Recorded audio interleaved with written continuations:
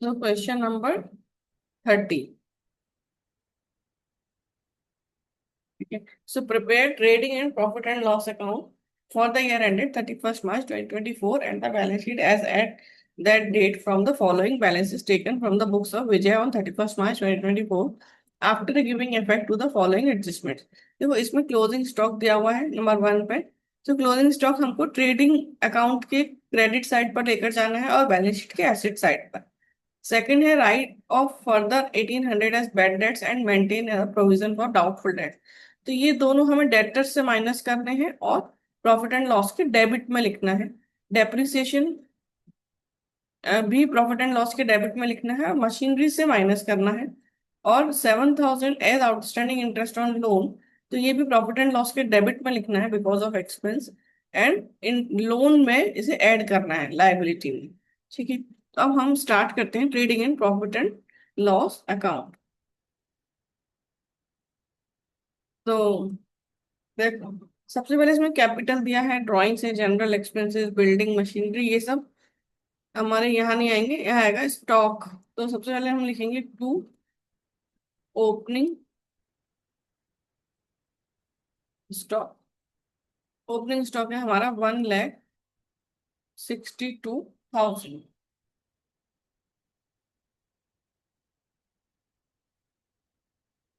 फिर insurance wages, उसके बाद है वेजेस। एक लाइन छोड़ के लिख देते हैं क्योंकि हमें परचेज के लिए भी वेजेस 72,000। डेटर्स क्रेडिटर्स नहीं आएंगे, या बैड डेट्स नहीं आएगा, लोन सेल्स आ जाएगा बाय सेल्स। तो देख लेंगे इसमें हम सेल्स रिटर्न तो नहीं है, सेल्स रिटर्न नहीं है तो इसको हम आउटर कॉलम में लिख देते हैं। फिर टू परचेज, परचेज में भी देखेंगे परचेज रिटर्न नहीं है तो हम इसे आउटर कॉलम में लिख देते हैं 4,70,000।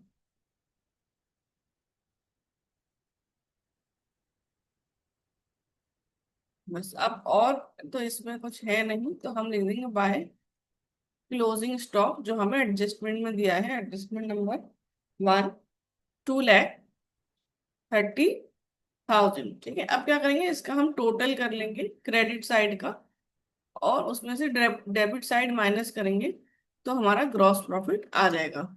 सो 653,600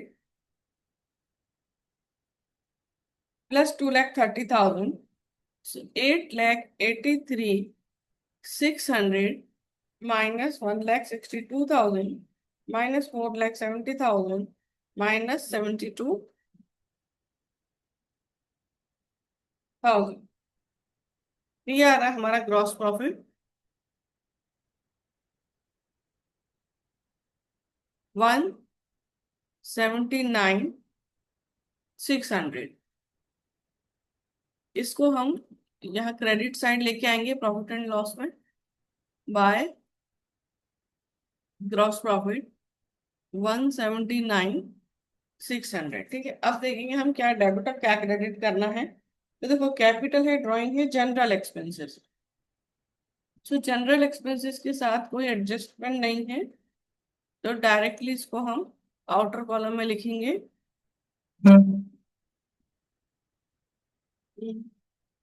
47,400। Building machinery stock insurance to,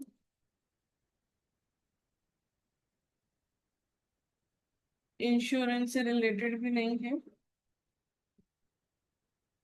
13,150। Wages, debtors, creditors, bad debts to bad dates.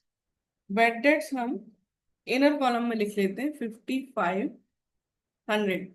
फिर इसके बाद देखो एडजस्टमेंट जो थी वो जैसे सेकंड एडजस्टमेंट है फर्दर बैड डेट्स 1,800, तो इसमें हम ऐड करेंगे फर्दर बैड डेट्स 1,800। फिर है maintain A provision for doubtful debts 5%, so plus provision for doubtful debts कितना है 5%। तो हम डेटर्स देखेंगे, हमारे डेटर्स को निकालते हैं। डेटर्स हैं 62,800, इसमें से लेकिन हम ये 1800 के फर्दर बेड डेट्स माइनस करेंगे। तो 62,800 माइनस 1800 और उस पर 5%,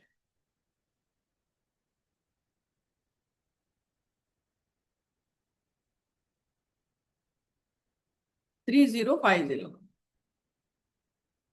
और इन सबको प्लस कर लेंगे, 3050 प्लस 1800 प्लस 5500, 10350। फिर देखो इसमें एक प्रोविजन फॉर डाउटफुल डेट्स दे रखा है 9000, ठीक है, वो हम माइनस कर देंगे, वो ओल्ड प्रोविजन है, ओल्ड प्रोविजन जो हम लास्ट ईयर से कैरी फॉरवर्ड करके लाए थे। सो 9000, सो 1350 आउटर कॉलम में आएगा, ठीक है। सो बेड डेट्स हो गया। उसके बाद लोन सेल्स परचेज मोटर का प्रोविजन फॉर डाउटफुल डेट्स हमने कर लिया। कमीशन हमारा क्रेडिट में आएगा, क्रेडिट लिखा है ना, इसका मतलब कमीशन रिसीव्ड है।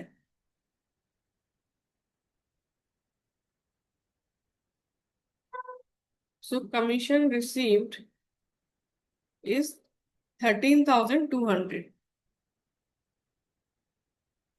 फिर कार एक्सपेंसेस दिए हुए हैं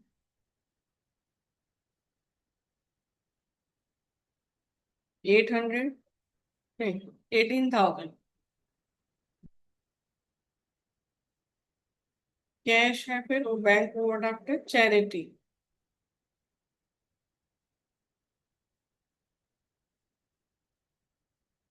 1050। फिर एडजस्टमेंट में हम देख लेते हैं। क्लोजिंग स्टॉक तो हमने ट्रेडिंग में लिख दिया था। फिर बेड डेट्स वाला हमने कर दिया। फिर है डेप्रिसिएशन ऑन मशीनरी।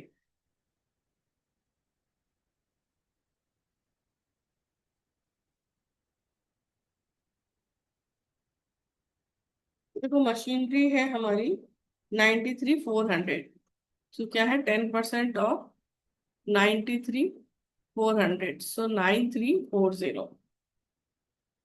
उसके बाद है interest on loan, so to outstanding interest on loan. Interest on loan होता तो उसमें ऐड कर देते, पर अब नहीं है तो अलग से लिखेंगे 7,000।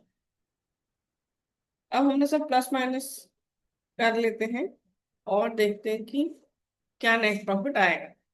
सो 179,600 प्लस 13,200, 192,800 माइनस, अब इसमें से सब माइनस करेंगे, 47,400 minus 13,150 minus 1350, 18,000, 1050, 9340, 7,000, 95,510। So two net profit transferred to capital account, 95,510। So 192,800,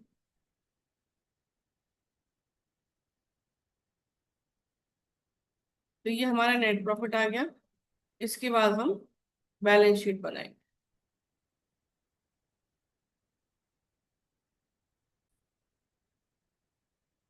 अब हम बना रहे हैं बैलेंस शीट।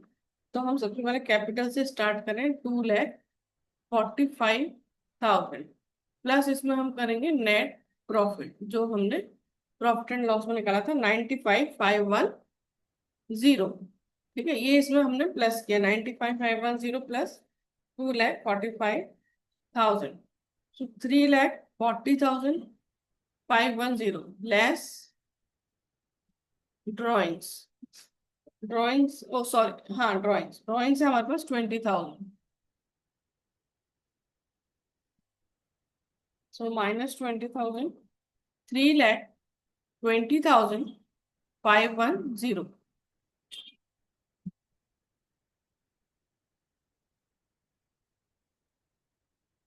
ठीक है। अब देखो इसमें और क्या है, बिल्डिंग है इसके बाद 1,10,000, तो वो तो हमारी एसेट है, तो यहाँ आ जाएगा बिल्डिंग्स 1,10,000। फिर है मशीनरी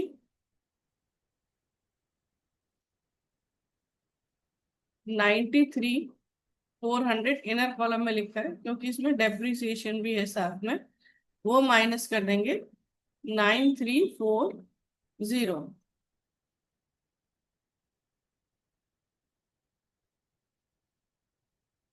तो 84,060। ठीक है। इसके बाद देखो stock, insurance, wages, debtors. Debtors है हमारे पास 62,800।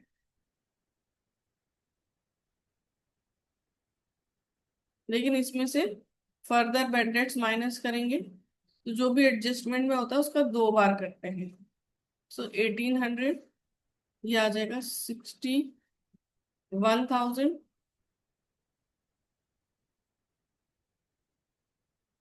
और इसमें से फिर हम provision for doubtful debts minus करेंगे, जिसका 5% हमने निकाला था, 3050।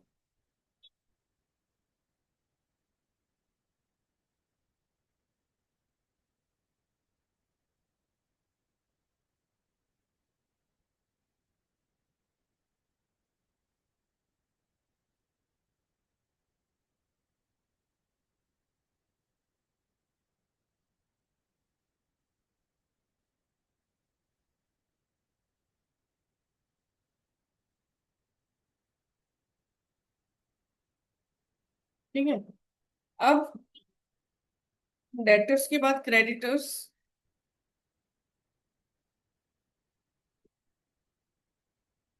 क्रेडिटर्स है 63,500। बैड डेट्स, लोन है इसके बाद। लोन देखो 78,800 इनर कॉलम में, plus outstanding interest on loan 7,000।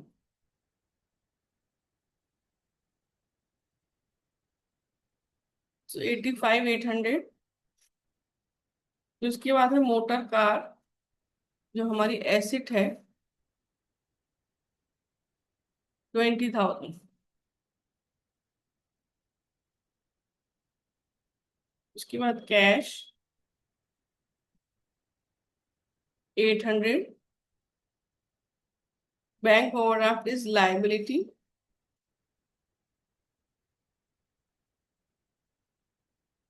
33,000। फिर हम एडजस्टमेंट में देख लेते हैं, देखो क्लोजिंग स्टॉक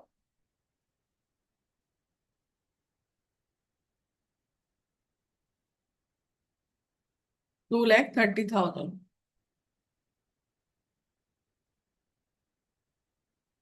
तो आप देखो एडजस्टमेंट में और सब हो चुका है, जैसे bad debts, further bad debts, provision for doubtful debts, वो सब हमने प्रॉफिट एंड लॉस वो डेटर से माइनस कर लिया, है ना। तो और क्या है, डेप्रिसिएशन हमने माइनस कर लिया है मशीनरी से, और आउटस्टैंडिंग इंटरेस्ट ऑन लोन भी हमने लिख लिया है, लोन के साथ ऐड कर दिया है। अब एडजस्टमेंट भी सब हो गए हैं, ट्रायल बैलेंस से भी सब लिख लिया है। अब हम टोटल कर लेते हैं इन लायबिलिटी साइड और एसेट साइड। सो 32,510 प्लस 63,500 प्लस 85,800 प्लस 33,502,810।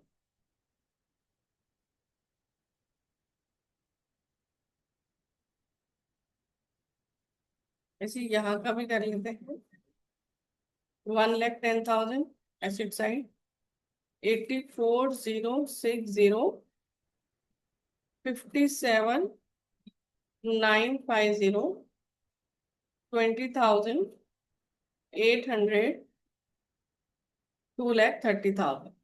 तो ये आ जाएगा आपका 5,02,810। तो हमारा टोटल मैच हो रहा है, यानी हमारी बैलेंस शीट करेक्ट है।